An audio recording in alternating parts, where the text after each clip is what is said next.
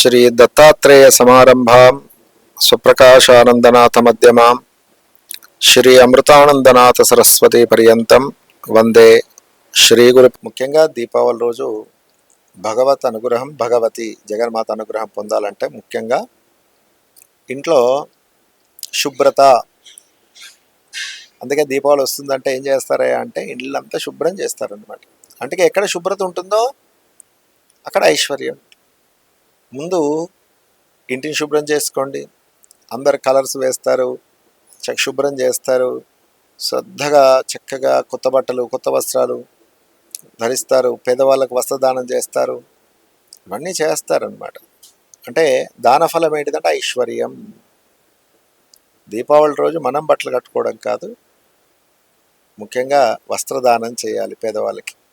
అది లక్ష్మీదేవికి చాలా ప్రీతి అనమాట. అందుకే లక్ష్మి అంటే ఏంటిది అంటే ఇవ్వడం. అందుకే అమ్మ ఏం చేస్తుంది, ప్రకృతిలో చూడండి, ధనలక్ష్మి, ధాన్యలక్ష్మి, ఐశ్వర్యలక్ష్మి అందరు ఇస్తూ ఉన్నారు లక్ష్మీ దేవతలు. కాబట్టి మనం బ్రతుకుతున్నాం. లక్ష్మి అంటే ఇవ్వడము అని అర్థం. కాబట్టి ఇవ్వడం వల్ల ఐశ్వర్యం వస్తుంది. అందరు కూడా ఇళ్లలో చక్కగా చూసి శుభ్రత పాటిస్తూ ఆ రోజు వీలైనంత దీపాలు వెలిగించుకొని అసతోమ సర్గమయ తమసోమ జ్యోతిర్గమయ మృత్యోర్మ అమృతంగమయ. జ్యోతిలో జ్యోతిమయ స్వరూపుడే దేవుడు. దేవునికి రూపం ఉందా అంటే అసలు దేవునికి రూపం ఎక్కడండి? మానసిక ఆనందం కొరకే దేవుణ్ణి ఒక రూపంలో ఆరాధిస్తాం. కానీ నారాయణ సూక్తం చెప్తుంది, భగవంతుడు ఎక్కడ అంటే నీ హృదయంలో త్రికోణాంతర దీపిక, ఒక దీపంలా జ్యోతిలా ఉన్నాడు అని.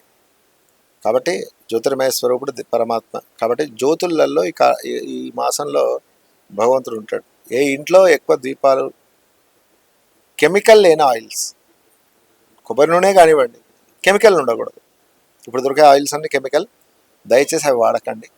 శుద్ధమైన కొబ్బరి నూనె, శుద్ధమైన నువ్వుల నూనె, ఇంకెక్కువ ఆర్థికంగా ఉన్నప్పుడు శుద్ధమైన ఆవు నెయ్యి, ఇటువంటి వాటితో దీపారాధన చేస్తే ఇంట్లో ఎలాంటి వ్యాధులు రాకుండా లక్ష్మీప్రదంగా ఉంటుంది, ఆరోగ్యంగా ఉంటారు. ఆరోగ్యమే మహాభాగ్యం. కాబట్టి వాస్తవంగా లక్ష్మీప్రదం అంటే ఏంటిదంటే ఆరోగ్యంగా ఉండడం. ఆరోగ్యంగా ఉంటేనే జాబ్ చేస్తాం, ఆరోగ్యంగా ఉంటేనే బిజినెస్ చేస్తాం, ఆరోగ్యంగా ఉంటేనే ఏ పనైనా చేసుకోగలం. కాబట్టి ఆరోగ్యప్రదాయిని ఈ యొక్క దీపావళి.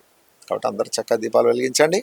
శ్రద్ధగా ఒక అఖండ జ్యోతిని వెలిగించుకొని ఆ రాత్రి అంతా కూడా ఆ జ్యోతికి చక్కగా ఆరాధన చేయండి. ఆ జ్యోతిని అమ్మగా భావన చేసి వీలైనంత జపతపాలు, ధ్యానము చేయండి.